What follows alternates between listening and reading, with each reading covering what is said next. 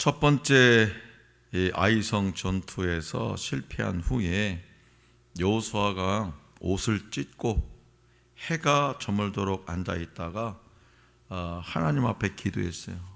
그러니까 이거 아이성이 아무것도 아닌데 참패를 하고 말았거든요. 그러니까 이 지도자로서 얼마나 충격이 컸겠어요. 그래서 왜 이게 우리가 이 전쟁에서 졌을까 하고 옷을 찢고 해가 저물도록 앉아 있다가 하나님 앞에 기도했어요. 그러니까 여호수아의 기도를 들으시고는 하나님께서는 응답해 주셨는데요. 7장 11절 한번 볼게요. 뭐라고 응답해 주셨는지.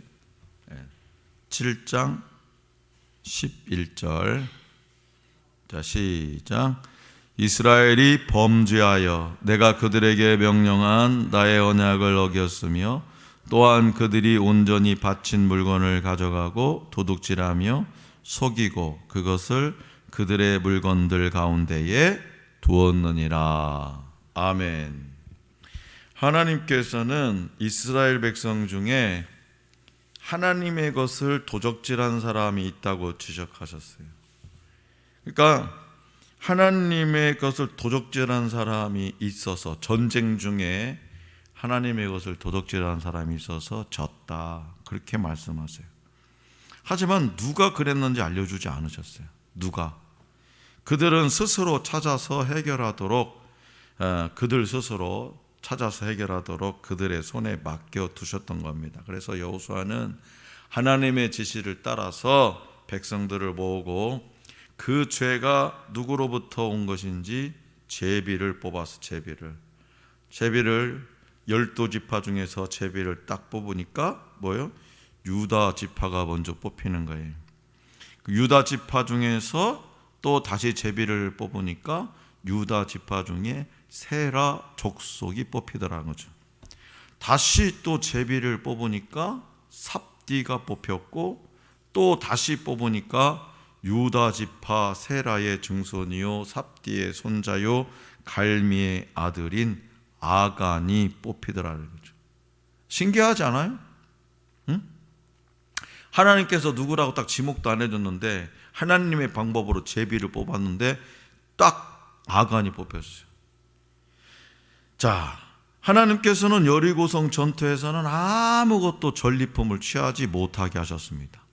그러니까 첫 번째 전쟁이라 모든 것을 하나님께 바치기를 원하셨던 거죠. 그런데 아간은 여리고성에서 시날산의 아름다운 외투 한 벌과 은 200세겔과 50세겔이 되는 금덩이 하나를 보고 탐내서 그 물건들을 자신의 장막 가운데 땅속, 자신의 텐트 쳐진 땅 속에다가 감춰뒀던 거죠. 이 아간의 죄가 이스라엘 백성들이 아이성 전투에서 패배하게 하는 원인이 되었던 겁니다. 그러니까 사람은 얼마든지 속일 수 있는데 하나님은 절대로 못 속여요. 하나님. 사람들은 다 몰랐잖아요. 왜 이 전쟁에 졌는지를 몰랐잖아요. 근데 하나님은 아시잖아요. 여호수아는 아간과 물건들을 돌로 치게 했고 불사르게 했습니다. 그리고 그 위에 돌 무더기를 크게 쌓았는데 그곳이 우리가 유명한 아골 골짜기가 됩니다. 아골 골짜기. 자, 그런데 하나님은 여호수아에게 2차 아이성 전투에 대한 전략을 친히 가르쳐 줬어요. 어떤 전략이냐? 성 뒤편에 복병을 두어서 아이성 군사들을 성 밖 멀리까지 유인한 후에 그 사이에 성을 점령하고 불태우라는 거예요. 그래서 여호수아는 하나님의 그 뜻에, 명령에 순종해가지고 여호수아의 유인책에 아이 왕이 걸려듭니다. 그래서 여호수아와 이스라엘 군대를 공격하기 위해서 서둘러 모든 군사를 이끌고 아라바에 이르죠. 아라바는 지명이라기보다 경작하지 않은 광야를 의미합니다. 그래서 이 아이 왕은 여호수아가 아이성 뒤에 매복 부대를 배치한 것을 전혀 눈치채지 못했어요. 여호수아가 이끄는 군대는 이전처럼 1차 전쟁 때와 같이 전투에서 패하는 척하면서 광학길로 도망가요. 전투에 패하는 척하면서. 그래서 17절은 이때 베델의 군사들이 아이성 군사들과 함께 이스라엘을 추격한 것으로 이렇게 보도합니다. 이는 여호수아가 왜 별도로 5,000명의 매복병을 추가로 파견했는지 그 이유를 추측하게 되는 거죠. 다시 말해서 아이성의 군대와 베델이 서로 어떻게 해요? 합작을 한 거죠. 그래서 5,000명의 매복병을 추가로 파견했다는 거예요. 그래서 아이와 베델 군대는 도망가니까 이스라엘 성 위에서 보니까 도망가 광야를. 그래서 성문을 열어놓고 기회는 이때다 하고 막 추격을 합니다. 그러니까 성문을 열어놓고 추격했다라는 것은 무엇을 말해주냐? 그들이 방심한 상태, 방심한 것을 보여주죠. 성문을 활짝 열어놓고 추격조가 갔으면 성문을 빨리 닫아놔야지. 그런데 1차 때 자기들이 이겼거든, 승리했거든. 게임도 안 되게. 그러니까 문을 열어놓고 쫓아갔어요. 그래서 아이와 베델의 군사들은 이스라엘 군대를 추격하느라 성으로부터 점점 멀리 멀어집니다. 이때 여호와께서 여호수아에게 새로운 명령을 내려요. 여호수아 손에 잡은 단창을 들어서 아이성을 가리키라는 거예요. 아이성을. 단창으로 번역된 이 히브리어 키도는 단창인데 창이라기보다는 길이가 길지 않은 칼. 그러니까 한 요 정도나 되겠어요. 요 정도. 길이가 길지 않는 칼을 가리켜요. 그러니까 매복병들이 먼 거리에서 지금 여호수아가 지금 이스라엘 백성들을 이끌고 도망가는 척하고 있잖아요. 그러니까 먼 매복병들, 아이성 주변에 매복했던 매복병들이 여호수아가 잡은 이 칼을 드는 것을 보는 것은 쉽지 않았을 거다. 너무 적으니까 이따만 하면 금방 보이고 오히려 깃발이면 더 확실하게 눈에 띌 텐데 작아 이게. 그래서 여호수아가 이 칼을 공격신으로 사용한 것에 대해서 여러 주석학자들은 의구심을 제기하는 사람들도 있습니다. 어떻게 그걸 보고 공격하냐. 그러나 여호수아가 손을 드는 순간에 매복병들이 일어나서 성을 공격한 것을 볼 때에 그들이 여호수아의 행동을 어떤 방식으로든 분명하게, 그러니까 집중하고 있었다는 거지. 여호수아가 지금 어떻게 이거 칼 드는 거 미리 얘기했겠지. 집중하고 있었다는 거예요. 여호수아서의 이 저자는요, 여호와께서 전술은 물론 공격 시점까지 알려주심으로 친히 전투의 시작부터 끝까지 이 전쟁을 여호와 하나님께서 주도하셨다라는 것을 강조합니다. 그래서 여호와 하나님은 총지휘관이시고 여호수아는 부하예요. 그러니까 하나님이 명령을 내리면 여호수아는 그대로 순종한 거죠. 그래서 여호수아가 단창을 두는 순간 매복병들이 일어나서 아이 성읍을 일단 들어가서 점령하고 불을 질러버리죠. 베델도 이때 동시에 점령당한 것으로 보입니다. 아이 사람들이 뒤늦게 좀 뭔가 이상하다, 열심히 쫓아갔는데 좀 뭔가 뒤가 이상해. 그래서 인식하고 뒤를 딱 돌아봤는데 어때요?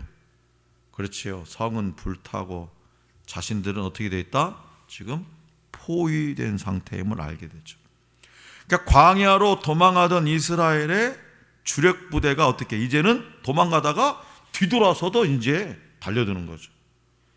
자, 아이성을 점령한 매복병들도 이제는 성에서 나와서 또 포위된 아이 군사를 협공해가지고 진멸해버립니다. 결국 아이성 사람들은 한 사람도 남김없이 죽임을 당했고요, 아이 왕은 사로잡혔습니다. 이때 죽은 아이 사람들의 숫자가 1만 2천 명 정도였다고 합니다. 12,000명 정도. 이스라엘은 첫 번째 아이성 전투의 패배를 극복하고 완전한 승리를 거둔 거예요. 이로써 여호와 하나님께서 하신 승리에 대한 약속이 성취되었습니다. 하나님께서 약속하셨어요. 아이성 무너진다, 무너뜨릴 거다.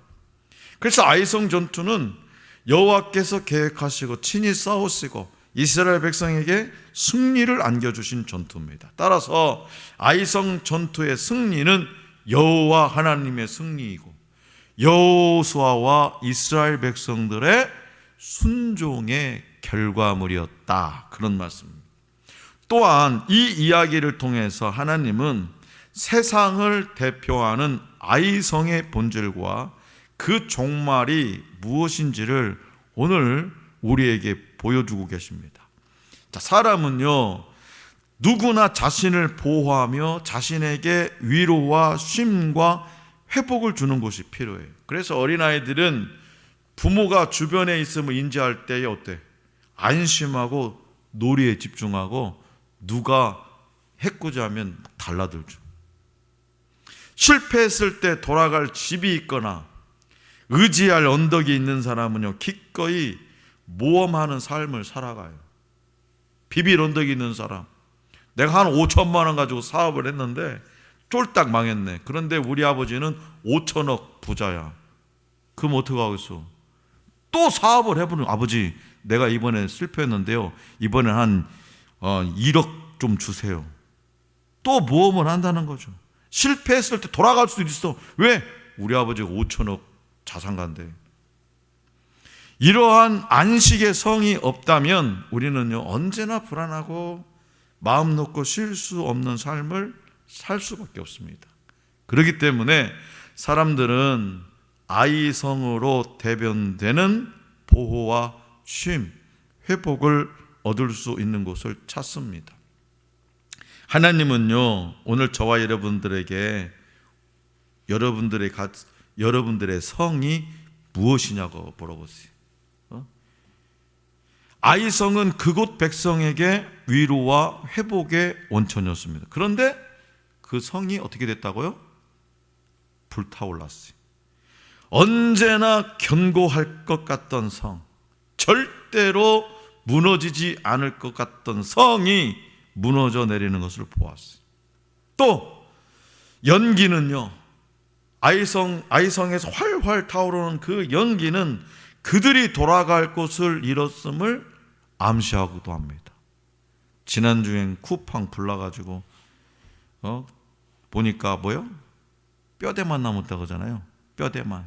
그러니까 뼈대만 남았다는 건 무슨 얘기예요? 도저히 복구가 안 된다는 거지. 네? 복구가 안 된다는. 돌아갈 곳을 잃었어요. 그때 아이성 군사들은 어떻게 했을까요?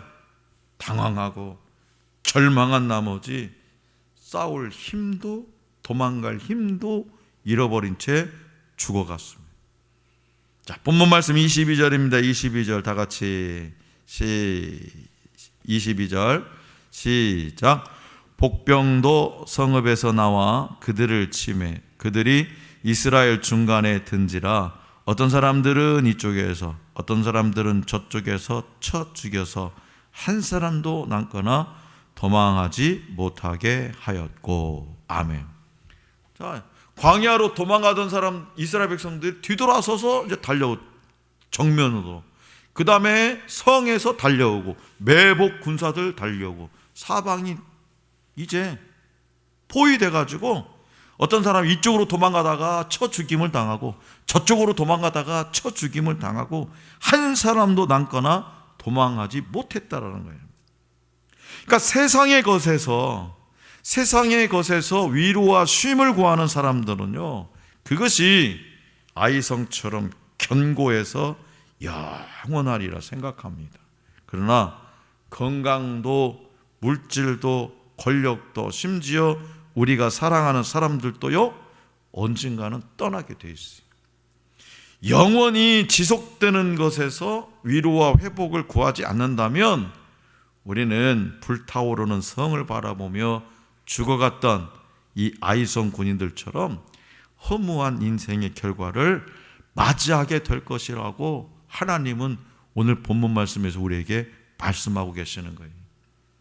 그렇기 때문에 아이성의 몰락을 바라보면서 하나님께서 주시는 교훈을 두려운 마음으로 우리는 받아야 됩니다. 세상 것 의지하면 안 돼요.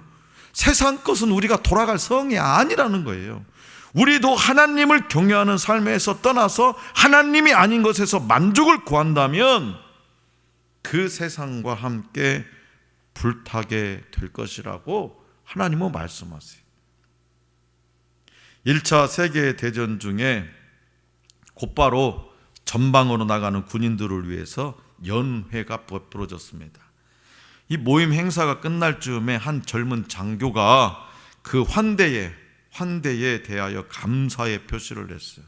그의 말에는 활기가 넘쳤어요. 그런데 자리에 막 앉기 전에는 앞서와는 색다른 어조로 말합니다. 우리는 머지않아 프랑스를 건너갑니다. 앞에서는 활기차게 얘기하면서 막 이제 자리에 앉을 그 순간에 우리는 머지않아 프랑스를 건너갑니다. 그리고 죽을 가능성도 물론 뒤따릅니다. 누구라도 우리가 어떻게 죽어야 될지 말해 주겠습니까? 어느 누구도 어떻게 죽어야 될지를 말해 줄 사람은 없는 듯 보였을 때, 어떻게 줄지 어떻게 알아요? 전쟁터에 나와서.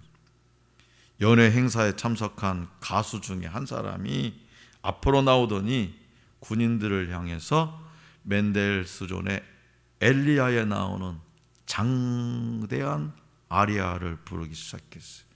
멘델스존의 엘리야. 오 주님 안에 안식이 있나니 그분을 향해 인내하며 기다릴지라. 그분께서는 당신 마음의 소원들을 주시리라. 당신의 길을 그분께 맡기고 그분을 신뢰하라. 악행하는 자들로 인하여 스스로 초조해하지 말라. 오 주님만의 안식이 있나니 그분을 향해 인내하며 기다릴지라. 그분께서는 당신 마음의 소원들을 주시리라. 아리아 알죠? 아리아 딱 불러주는 거. 자, 성도 여러분, 이는 인생의 위협에 직면한 우리 모두에게 절실한 메시지입니다. 우리는요, 그분이 이 모든 것들을 자기의 손으로 잡고 계신다는 것을 믿고 신뢰할 수 있습니다. 그거면 충분한 거죠. 그분은 우리의 안식처시고 안전이시고 위로이시고 기쁨이십니다. 그리고 그분의 영원하신 팔 안에서 완전한 평화와 쉼이 있습니다. 온전한 회복이 있습니다. 2차례의 세계대전 후에 유럽의 대학생들과 젊은이들 중에는요, 삶에 대해서 번민과 갈등을 느끼는 자들이 많았대요. 왜요? 사랑했던 사람들이 실종되고 죽고 그러니까 그 다음에 푸르는 꿈을 꿨던 사람 학교도 다 없어져 버리고, 그러니까 번민하고 갈등을 했죠. 그러니까 그들은 진정한 삶의 의미를 찾지 못하고 방탕한 생활을 하고 있었죠. 그래서 프랜시스 셰퍼 박사 부부는 1955년 스위스 알프스산 계곡에 있는 웨이모라는 마을에 라브리를 개방하며 라브리. 그리고 이들은 삶에 지친 영혼들이 라브리에서 쉼을 얻도록 도와주는 사역을 시작합니다. 여름철 갑자기 천둥 번개가 치고 소나기가 내리면 원두막이나 오두막에서 잠시 머물러서 비를 피하듯이 라브리에서 인생의 폭풍과 소나기를 피할 수 있게 도와주는 거죠. 오늘날 현대인들은요, 너무나 힘든 삶에 지쳐 있어요. 그러니까 사람들이 영적으로 방황하며 갈등을 느끼며 살아가고 있습니다. 그래서 사막에 오아시스 같은 영적 피난처를 찾고 있습니다. 그러나 이 땅에는요, 인생의 어려운 문제들을 해결해 줄 피난처가 없어요. 대체적으로 돈 많은 사람들은 스트레스 받으면 스트레스를 받으면 그 피난처를 어디로 찾냐? 야, 오늘 백화점 가서 쇼핑이나 하자. 돈 쓰는 거, 명품 백 싸고 막. 근데 그건 잠시예요, 잠시. 야, 오늘 내가 차나 하나 더 사버려야겠다. 페라리로 한 5억짜리로 사야겠다. 근데 그런 것들로 해서 우리의 어려운 문제를 해결할 피난처가 없다는 거죠. 오늘날 현대인들이 물질적으로도 풍요로운 생활을 하고 있고 문화적인 욕구를 충족하며 살아가지만 더욱 갈증을 느끼며 살아가는 이유는 무엇일까요? 그것은 바로 진정한 삶의 의미를 깨닫지 못하고 인생의 해답을 얻지 못했기 때문입니다. 우리에게 삶의 의미를 부여해주고 인생의 답을 주시는 분이 계시는데요, 바로 예수 그리스도입니다. 우리의 영적 피난처가 되시는 예수 그리스도, 영원히 지속되는 피난처 예수 그리스도, 우리가 돌아갈 본향. 그래서 예수 그리스도야말로 진정한 나의 피난처요, 우리들이 쉼을 얻을 수 있는 오두막입니다. 우리 주님 말씀하시죠. 수고하고 무거운 짐진 자들아 다 내게로 오라. 내가 너희를 쉬게 하리라. 나는 마음이 온유하고 겸손하니 나의 멍에를 메고 내게 배우라. 그러면 너희 마음이 쉼을 얻으리라. 이렇게 말씀하셨어요. 우리가 짊어지고 있는 이 짐을 지고 우리는 돌아갈 성이 있더라 이거예요. 돌아갈 성이. 자, 사랑하는 성도 여러분, 세상 사람들은요, 자신이 원하는 것을 얻기 위해서 때로는 사람을 의지합니다. 사람. 그 어떤 사람이 돌아갈 성이 돼요. 자기 목표를 달성하는데 도움을 줄 수 있는 사람을 잘 관리했다가 자신이 필요할 때 동원하기 위해 온갖 노력을 기울입니다. 그러면서도 마음에는 불안함과 초조함이 가득해요. 왜? 배신하진 않을까? 나를 알아보진 않을까? 그러니까 자신이 원하는 목표를 빨리 이루다 보니까 또 남이 잘 되는 꼴도 못 봅니다. 시기와 질투가 많고 사랑도 여유도 없습니다. 우리 크리스찬들에게서도 비슷한 모습이 보일 때가 많아요. 사람을 의지하는 마음이 커서 하나님을 온전히 믿지 못합니다. 그렇게 세상 사람들과 같은 방법으로 살아가다 보니까 하나님의 살아계심을 체험할 수 없더라는 거지. 예배당에 앉아서 예배드리고 찬송하고 기도하고 밖에 나가면은 야, 너 교회 다닌다며? 다 그런 얘기를 학교 가면 친구들이 다 그렇게 얘기하는데 그 세상 사람들과 같은 방법으로 살아가다 보니까 하나님의 살아계심을 체험하지 못하더라 이거예요. 지난주에도 하늘산 기도원에 가서 집회하는데 어느 집사님이 저를 찾아오셨어요. 시카고 사랑의 동산 같이 갔다 왔던 집사님인데 이분은 딸이 둘 있고 아들이 하나예요. 막내인데 아들 중학교 3학년 때 남편이 죽었대요. 갑자기. 그러니까 딸 둘 대학생이고 아들 중학교 3학년 그거 살아가야 되는데요. 하여튼 간에 그분에게는 신앙이 있었다는 거예요. 신앙 하나님 의지하고 열심히 살아서 별 문제 없이 슬기롭게 잘 살아왔는데 코로나 때문에 작년에 엄청 힘들었다는 거예요. 하던 사업의 문도 닫히고 자녀들이 사업하는 것들도 잘 틀어지고 뭔가 좀 제품을 만들어 가지고 이렇게 런칭을 했는데 단가가 좀 너무 세가지고 안 맞아가지고 터지고 이리 터지고 저리 터지고 이리 터지고 저리 터지고. 그러니까 제가 우리 시카고 사랑의 동산 밴드에다가 며칠부터 하늘산 기도 집회인도 갑니다 이렇게만 올렸는데 그분이 하늘산 기도 근처에 살아. 남양주 근처 한 30분밖에 안 걸려요. 그거 온 거예요. 와서 간증하는 거예요. 목사님 제가 이렇게 살았다고요.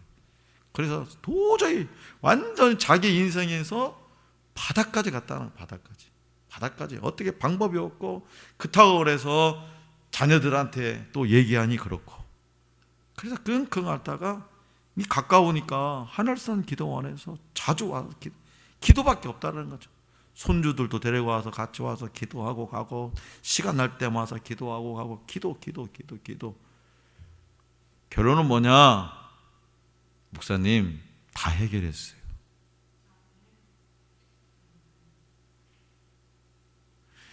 그 집사님에게는 돌아갈 성이 분명히 있었다는 거지. 아무리 힘들고 어렵더라도, 세상이 무너졌더라 하더라도, 내가 쌓아놓은 성이 활활 불타고 무너졌더라 하도, 그 어떤 환경으로부터 완전히 포위당해서 갈 곳이 잃고, 이리 가서 쳐 죽이고 저리 가서 쳐 죽임을 당해도 그래도 박박 기어서 돌아갈 성이 있었다는 거예요. 그게 어디냐? 하나님이에요. 하나님. 그 하나님 앞에 찾아가서 끈질기게 기도했는데요, 모든 문제를 다 해결받았어요. 그 선물도 잔뜩 갖고 왔어요. 브로치, 지난주에 히트친 브로치, 그 집사님이 갖다 준 거예요. 히트친 브로치. 또 내가 목 많이 쓴다고 또 목 관리하는 하여튼 생약 성분에 또 보내고 잔뜩 이것저것. 하나님의 살아계심을 체험하는 사람들은요 그렇게 살아요. 그러니까 한 번만 체험하면 그 다음부터는요 인생 참 쉽죠. 왜? 하나님만 찾아가면 되는 거예요. 우리는 돌아갈 성이 있으니까 그곳에 찾아가면 되는 거예요. 사람을 의지하는 자의 결국은요 실망과 좌절입니다. 주님은 돈이나 명예가 아니라 그분만을 사랑하는 자에게 영원한 생명을 약속하세요. 주님만 경외하고 의지하는 자에게 진정한 축복이 있습니다. 요즘 어디에서 위로와 쉼을 얻고 있습니까? 여러분들은 어디에서 위로와 쉼을 얻고 있냐 이 말이에요. 절박한 위기를 만나면 가장 먼저 무엇을 하십니까? 힘이 될 만한 사람들을 찾아다니십니까? 돈을 꾸어줄 만한 사람을 찾아가서 애걸복걸하십니까? 영원토록 우리와 함께 하실 하나님으로부터 위로와 회복을 구하지 않는다면 저와 여러분들도 불타오르는 성을 바라보며 죽어갔던 아이성 군인들처럼 허무한 인생의 결과를 맞이하게 될 것입니다. 우리 인생사에서 결정권을 쥐고 계신 분이 누구신지 아십니까? 우리 인생사의 결정권을 쥐고 계신 분 하나님이시요. 하나님.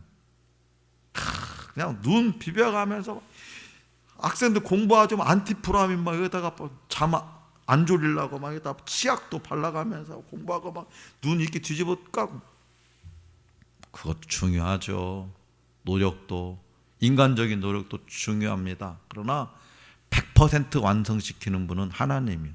그 하나님을 안 잡으면 내 한계에서만 머물러 있더라고요. 내 한계. 그래서 하나님을 만나기 전에는, 하나님께서 결제하시기 전에는 우리의 모든 노력과 애쓰는 것이 다 헛수고일 수밖에 없다는 것을 깨달아야 돼요. 공부하시는 우리 학생들도, 사업하는 우리 집사님들도, 성도님들도, 직장생활 하시는 성도님들도 우리의 모든 노력과 애쓰는 것이 다 헛수고가 돼서는 안 되잖아요. 여러분들이 돌아갈 성, 하나님 품으로 달려가셔야 됩니다.